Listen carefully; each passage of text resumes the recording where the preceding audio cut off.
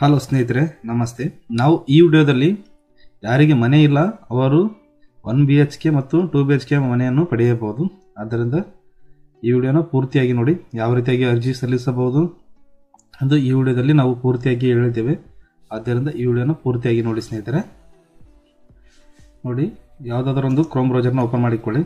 Open ಮಾಡಿಕೊಂಡಾಗ ಮೊದಲು ನೀವು ಬರೀ ಆರ್ ಅಂತ ಟೈಪ್ ಮಾಡಿ ಸ್ನೇಹಿತರೆ. ಆರ್ ಅಂತ ಟೈಪ್ ಮಾಡಿದಾಗ ಬರುತ್ತಲ್ಲ ಸ್ನೇಹಿತರೆ, ಬರಲಿಲ್ಲಪ್ಪ ಅಂತಂದರೆ RGRHCL ಅಂತ ಟೈಪ್ ಮಾಡಿ.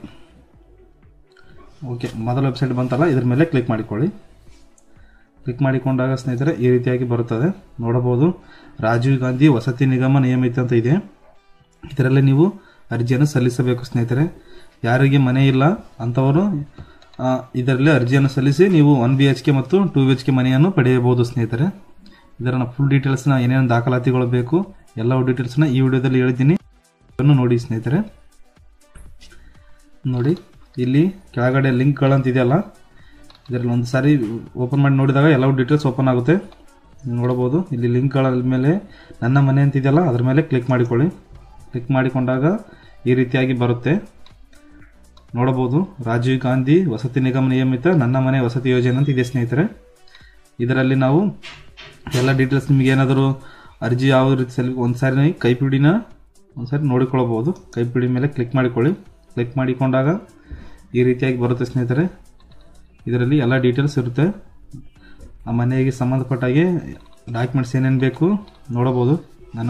ನನ್ನ ಮನೆ ವಸತಿ ಯೋಜನೆ ಕೈಪಿಡಿ ಅಂತಿದೆ. ಇದರಲ್ಲಿ ಡಾಕ್ಯುಮೆಂಟ್ಸ್ ಏನು ಬೇಕು, ಅರ್ಜಿಯನ್ನು ಯಾವ ರೀತಿ ಸಲ್ಲಿಸಬೇಕು ಮತ್ತು ಅರ್ಜಿದಾರರ ಅರ್ಹತೆಗಳೇನೇನಿದೆ ಎಲ್ಲವೂ ಇರುತ್ತವೆ ಸ್ನೇಹಿತರೆ. ನೋಡಬಹುದು ನೀವು ಒಂದು ಸಾರಿ. ನೋಡಿ, ನಾವೀಗ ಮತ್ತೆ ಮೇನ್ ಪೇಜ್ಗೆ ಬರೋಣ. ಅರ್ಜಿಯನ್ನು ಯಾವ ರೀತಿಯಾಗಿ ಸಲ್ಲಿಸುವುದೆಂದು ಮ್ಯಾನ್ಯಲ್ ಆಗಿ ನೋಡೋಣ ಸ್ನೇಹಿತರೆ. ನೋಡಿ, ಇಲ್ಲಿ ಅರ್ಜಿ ಸಲ್ಲಿಕೆ ಅಂತ ಇದೆಯಲ್ಲ, ಅದರ ಮೇಲೆ ಕ್ಲಿಕ್ ಮಾಡಿಕೊಳ್ಳಬೇಕು. ಆನ್ಲೈನ್ ಅರ್ಜಿ ಸಲ್ಲಿಸಿ ಅಂತ ಇದೆ. ಅದರ ಕೆಳಗಡೆ ನೋಡಿ, ಇಲ್ಲಿ ಅರ್ಜಿ ಸಲ್ಲಿಸಿ ನಿಮ್ಮ ಮೆಚ್ಚಿನ ಮನೆಯನ್ನು ಪಡೆದುಕೊಳ್ಳಿ ಅಂತಿದೆ. ನೋಡಿ, ನೀವು ಇದರ ಮೇಲೆ ಅರ್ಜಿ ಸಲ್ಲಿಸಿದ ಮೇಲೆ ಕ್ಲಿಕ್ ಮಾಡಿಕೊಳ್ಳಿ. ಕ್ಲಿಕ್ ಮಾಡಿಕೊಂಡಾಗ ಈ ರೀತಿಯಾಗಿ ಬರುತ್ತೆ ಸ್ನೇಹಿತರೆ. ನೋಡಬಹುದು, ರಾಜೀವ್ ಗಾಂಧಿ ವಸತಿ ನಿಗಮ ನಿಯಮಿತ ನನ್ನ ಮನೆ ವಸತಿ ಯೋಜನೆ ಅಂತಿದೆ. ಇದರ ಮೇಲೆ ನೀವು ನಿಮ್ಮ ಡಿಸ್ಟಿಕ್ನ ಸೆಲೆಕ್ಟ್ ಮಾಡಿಕೊಳ್ಳಬೇಕು. ನಿಮ್ಮ ಜಿಲ್ಲೆಯ ಹೆಸರದಿದೆಯಲ್ಲ, ನಿಮ್ಮ ಡಿಸ್ಟಿಕ್ನ ಸೆಲೆಕ್ಟ್ ಮಾಡಿಕೊಳ್ಳಿ. ಸೆಲೆಕ್ಟ್ ಮಾಡಿಕೊಂಡ ನಂತರ ನಿಮ್ಮ ಪ್ರದೇಶ, ರೂರಲ್ ಅಥವಾ ಅರ್ಬನ್ ಅಂತಿದೆಯಲ್ಲ, ನೀವು ನಿಮ್ಮ ಪ್ರದೇಶ ಯಾವ್ದು ಬರುತ್ತೆ ಅದನ್ನು ಸೆಲೆಕ್ಟ್ ಮಾಡಿಕೊಳ್ಳಿ ಸ್ನೇಹಿತರೆ. ಸೆಲೆಕ್ಟ್ ಮಾಡಿಕೊಂಡ ನಂತರ ಕೆಳಗಡೆ ನೋಡಬಹುದು, ನಿಮ್ಮ ಪ್ರಸ್ತುತ ವಿಳಾಸ ಅಂತ ಇದೆ. ಅಂದರೆ ನೀವು ಪ್ರೆಸೆಂಟ್ ಇರೋ ವಿಳಾಸವನ್ನು ಸೆಲೆಕ್ಟ್ ಮಾಡಿಕೊಳ್ಳಬೇಕು. ನಿಮ್ಮ ತಾಲೂಕು ಯಾವ್ದು ಬರುತ್ತೋ ಆ ತಾಲೂಕನ್ನು ಸೆಲೆಕ್ಟ್ ಮಾಡಿಕೊಳ್ಳಿ. ತಾಲೂಕು ಸೆಲೆಕ್ಟ್ ಮಾಡಿಕೊಂಡ ನಂತರ ನಿಮ್ಮ ಗ್ರಾಮ ಪಂಚಾಯತಿ ಅಂತ ಕೇಳುತ್ತೆ ಸ್ನೇಹಿತರೆ. ಗ್ರಾಮ ಪಂಚಾಯತಿಯನ್ನು ಸೆಲೆಕ್ಟ್ ಮಾಡಿಕೊಳ್ಳಬೇಕು. ಎಕ್ಸಾಂಪಲ್ ನಾನು ಒಂದು ಸೆಲೆಕ್ಟ್ ಮಾಡಿ ತೋರಿಸ್ತಾ ಇದ್ದೀನಿ ನೋಡಿ. ಸೆಲೆಕ್ಟ್ ಮಾಡಿಕೊಂಡ ನಂತರ ಗ್ರಾಮವನ್ನು ಸೆಲೆಕ್ಟ್ ಮಾಡಿಕೊಳ್ಳಬೇಕು. ನೋಡಿ ಸ್ನೇಹಿತರೆ, ಈ ರೀತಿಯಾಗಿರುತ್ತೆ. ನಿಮ್ಮ ಗ್ರಾಮ ಯಾವುದಿರುತ್ತೋ ಆ ಗ್ರಾಮವನ್ನು ಸೆಲೆಕ್ಟ್ ಮಾಡಿಕೊಳ್ಳಿ. ಸೆಲೆಕ್ಟ್ ಮಾಡಿಕೊಂಡ ನಂತರ ಇಲ್ಲಿ ಪೂರ್ಣ ವಿಳಾಸವನ್ನು ಟೈಪ್ ಮಾಡಬೇಕು ಸ್ನೇಹಿತರೆ. ನಿಮ್ಮ ಪೂರ್ಣ ವಿಳಾಸ ಏನಂತ ಇರುತ್ತಲ್ಲ ಆ ಪೂರ್ಣ ವಿಳಾಸವನ್ನು ಹಾಕಿ. ನಾನು ಎಕ್ಸಾಂಪಲ್ ಒಂದು ಹಾಕಿ ತೋರಿಸ್ತಾ ಇದ್ದೀನಿ ನೋಡಿ. ಈ ರೀತಿಯಾಗಿ ನಿಮ್ಮ ಪೂರ್ಣ ವಿಳಾಸವನ್ನು ಟೈಪ್ ಮಾಡಿಕೊಂಡು ಹಾಕಬೇಕು. ನಾನು ಎಕ್ಸಾಂಪಲ್ ಒಂದು ಟೈಪ್ ಮಾಡ್ತಾ ಇದ್ದೀನಿ. ನೋಡಬಹುದು, ಡೀಟೇಲ್ಸ್ನ ಅಡ್ರೆಸ್ನ ಪೂರ್ಣ ಅಡ್ರೆಸ್ ಹಾಕ್ಬೇಕು ಸ್ನೇಹಿತರೆ. ನೋಡಿ, ಎಕ್ಸಾಂಪಲ್ ಹಾಕ್ತಾ ಇದ್ದೀನಿ ನೋಡಿ. ಅಡ್ರೆಸ್ನ ಟೈಪ್ ಮಾಡಿಕೊಂಡು ಹಾಕಿ, ಕರೆಕ್ಟ್ ಆಗಿರ್ಬೇಕು ಅಡ್ರೆಸ್. ಓಕೆ, ಈ ರೀತಿಯಾಗಿ ಅಡ್ರೆಸ್ ಅನ್ನು ಹಾಕಿಕೊಂಡ ನಂತರ ಇಲ್ಲಿ ಪಿನ್ ಕೋಡನ್ನು ಹಾಕಿಕೊಳ್ಬೇಕು ಸ್ನೇಹಿತರೆ. ಪಿನ್ ಕೋಡ್ನ ಟೈಪ್ ಮಾಡಿ. ಟೈಪ್ ಮಾಡಿದ ನಂತರ ನೀವು ಇಲ್ಲಿ ಕೆಳಗಡೆ ಮುಂದುವರಿಸಿ ಅಂತಿದ್ದಲ್ಲ, ಇದರ ಮೇಲೆ ಕ್ಲಿಕ್ ಮಾಡಿಕೊಳ್ಳಿ. ಕ್ಲಿಕ್ ಮಾಡಿಕೊಂಡಾಗ ನೆಕ್ಸ್ಟ್ ಆಪ್ಷನ್ ಓಪನ್ ಆಗುತ್ತೆ ಸ್ನೇಹಿತರೆ. ಈ ರೀತಿಯಾಗಿ ನೆಕ್ಸ್ಟ್ ಆಪ್ಷನ್ ಓಪನ್ ಆಗುತ್ತೆ. ಆಧಾರ್ ಒಪ್ಪಿಗೆ ಅಂತ ಇರುತ್ತೆ ನೋಡಿ. ಫಲಾನುಭವಿಗಳ ಒಪ್ಪಿಗೆ ಪತ್ರದ ನಮೂನೆ ಅಂತ ಇರುತ್ತೆ. ಇದನ್ನು ನೀವು ಒಂದು ಸಾರಿ ಓದಿಕೊಳ್ಬೇಕು ಸ್ನೇಹಿತರೆ. ನನ್ನ ಆಧಾರ್ ಮಾಹಿತಿ ಹಾಗೂ ಇತರ ಮಾಹಿತಿಗಳನ್ನು UID ನೊಂದಿಗೆ ಹೌದು ಅಥವಾ ಇಲ್ಲವೋ ದೃಢೀಕರಣಕ್ಕೆ ಸರ್ಕಾರ ಬಳಸಲು ನನ್ನ ಒಪ್ಪಿಗೆ ಇದೆ. ರಾಜೀವ್ ಗಾಂಧಿ ವಸತಿ ನಿಗಮ ನಿಯಮಿತ ತಂತ್ರ ದತ್ತಾಂಶದಲ್ಲಿ ನಮೂದು ಅಂದರೆ ಸೀಡಿಂಗ್ ಮಾಡಲು, DBT ಮೂಲಕ ಹಣ ಸಂದಾಯ ಮಾಡಲು ಮತ್ತು ಸರ್ಕಾರದ ವಿವಿಧ ಇಲಾಖೆಗಳ ಕಲ್ಯಾಣ ಯೋಜನೆಗಳಲ್ಲಿ ಬಳಸಲು ನನ್ನ ಸಹಮತಿ ಇದೆ ಅಂತ ಇದೆ ಸ್ನೇಹಿತರೆ. ಒಪ್ಪಿಗೆ ಪತ್ರ ಅಂತಿದೆ.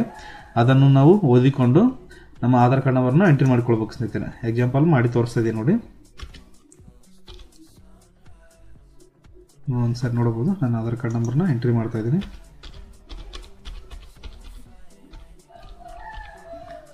ಈ ರೀತಿಯಾಗಿ ಎಂಟ್ರಿ ಮಾಡಿಕೊಂಡ ನಂತರ ನಿಮ್ಮ ಆಧಾರ್ ಕಾರ್ಡ್ಗೆ ಮೊಬೈಲ್ ನಂಬರ್ ಲಿಂಕ್ ಇರೋದಕ್ಕೆ ಒಂದು OTP ಬರುತ್ತೆ ಸ್ನೇಹಿತರೆ. ಆ OTP ಹಾಕಬೇಕು. ಅದಕ್ಕಿಂತ ಮುಂಚೆ ನೀವು ಆಧಾರ್ ಕಾರ್ಡ್ನಲ್ಲಿ ಯಾವ ರೀತಿ ಹೆಸರಿದೆ ಆ ಹೆಸರನ್ನು ನೀಟಾಗಿ ನೋಡ್ಕೊಂಡು ಹಾಕಿ.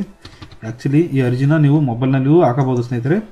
ನಾನು ನೆಕ್ಸ್ಟ್ ವಿಡಿಯೋ ಮೊಬೈಲ್ನಲ್ಲಿ ಯಾವ ರೀತಿಯಾಗಿ ಹಾಕಬೇಕಂತ ಹೇಳ್ತೀನಿ, ನೀವು ನೆಕ್ಸ್ಟ್ ವಿಡಿಯೋನ ವಾಚ್ ಮಾಡಬಹುದು. ನೋಡಿ ಸ್ನೇಹಿತರೆ, ಡೀಟೇಲ್ಸ್ ಹಾಕಿದ ನಂತರ ಈ ರೀತಿಯಾಗಿ ಬರುತ್ತೆ. ನಿಮ್ಮ ಆ್ಯಕ್ಚುಲಿ ಹೆಸರು ತೊಗೊಂತು, ಆಧಾರ್ ಕಾರ್ಡ್ ನಂಬರ್ ಹಾಕಿದ ಮೇಲೆ ತೊಗೊಂತು. ನೆಕ್ಸ್ಟ್ ಕುಟುಂಬದ ವಿವರ ಅಂತ ಇದೆ ಸ್ನೇಹಿತರೆ, ನೋಡಬಹುದು. ಕುಟುಂಬದ ವಿವರ ಅಂತ ಇದೆಯಲ್ಲ, ಅಲ್ಲಿ ನಿಮ್ಮ ರೇಷನ್ ಕಾರ್ಡ್ ನಂಬರನ್ನು ಹಾಕಬೇಕು ಸ್ನೇಹಿತರೆ. ನಾನು ಎಕ್ಸಾಂಪಲ್ ಒಂದು ರೇಷನ್ ಕಾರ್ಡ್ ನಂಬರ್ನ ಹಾಕ್ತಾ ಇದ್ದೀನಿ ನೋಡಿ. ರೇಷನ್ ಕಾರ್ಡ್ ನಂಬರ್ನ ಹಾಕಿದ ನಂತರ ಇಲ್ಲಿ ಮುಂದುವರಿಸಿದ ಮೇಲೆ ಕ್ಲಿಕ್ ಮಾಡಿಕೊಳ್ಬೇಕು ಸ್ನೇಹಿತರೆ.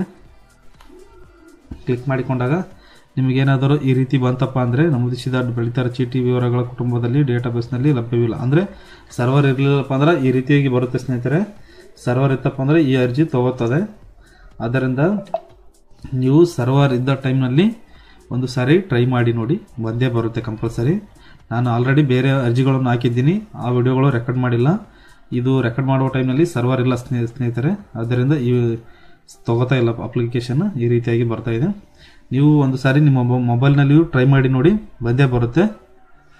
ಬರಲಿಲ್ಲಪ್ಪ ಅಂದರೆ ನನಗೆ ಕಮೆಂಟ್ಸ್ ಮಾಡಿ ಯಾವ ರೀತಿ ಅಂತ ಹೇಳ್ತೀನಿ ಸ್ನೇಹಿತರೆ. ಒಂದು ಸಾರಿ ಟ್ರೈ ಮಾಡಿ ನೋಡಿ.